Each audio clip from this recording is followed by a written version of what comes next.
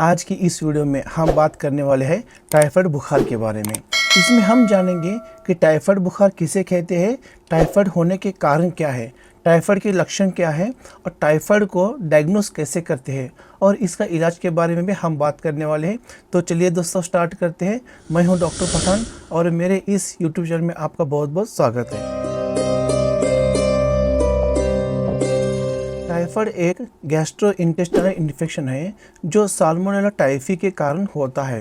Typhoid होने पर तेज बुखार, डायरिया, उल्टी मुख्य रूप से होता है।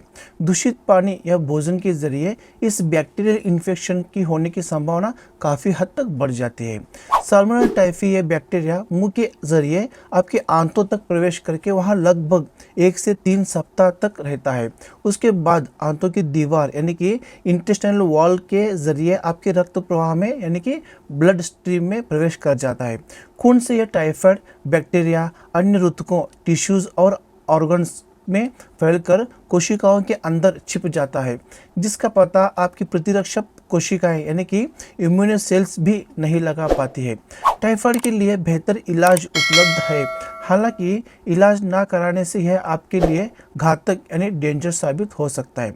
टाइफाइड की संभावित जटिलताओं में किडनी फेलियर, गंभीर जीआई रक्तस्राव यानी कि जीआई ब्लीडिंग आदि शामिल है। कुछ अनुमानों के अनुसार टाइफाइड से प्रभावित लगभग 3 से 5% लोग इस जीवाणु के वाहक यानी कैरियर्स बन जाते हैं। असिम्टोमेटिक लोग भी टाइफाइड बैक्टीरिया के वाहक बन सकते हैं। अब जानते हैं टाइफाइड के लक्षण क्या है। What are the symptoms of typhoid fever. Typhoid के रोगियों को बैक्टीरिया के संपर्क में आने के लगभग 1 से 3 सप्ताह बाद लक्षण दिखाई देते हैं।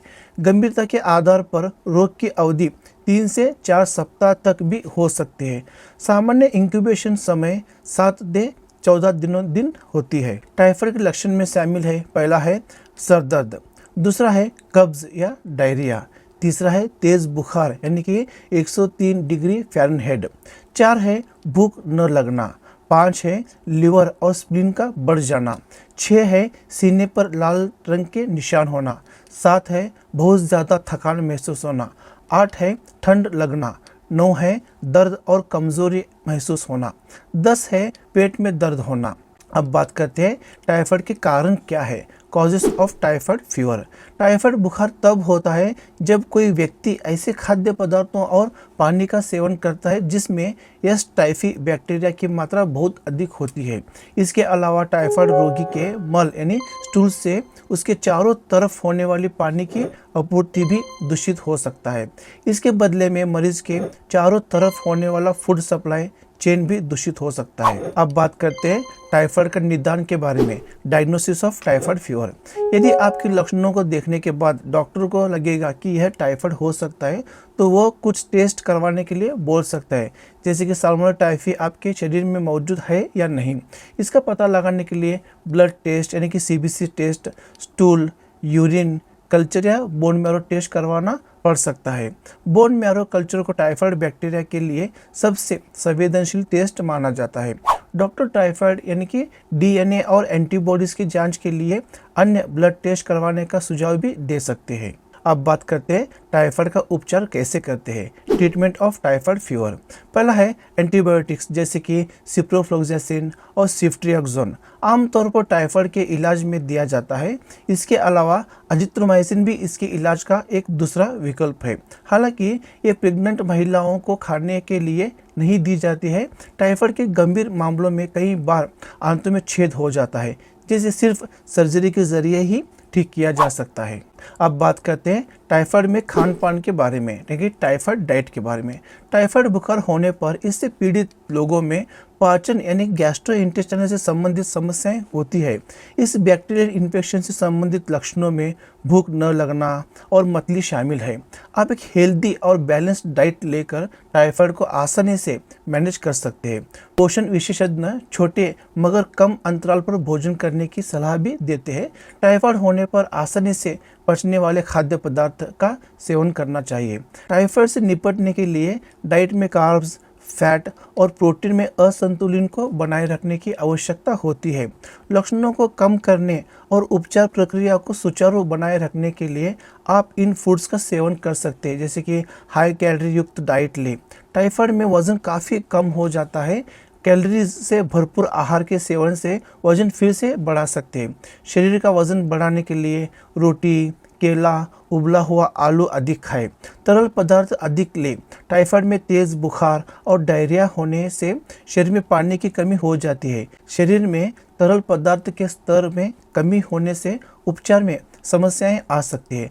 पर्याप्त पानी और ताज़े फलों से तैयार जूस का सेवन अधिक करें। उबले हुए चावल, बेक्ड आलू खाएं। इन्हें पचाना आसान होता है। आपके भोजन में प्रोटीन युक्त खाद्य पदार्थ जैसे कि फलियां हो, पनीर और दही का शामिल करें।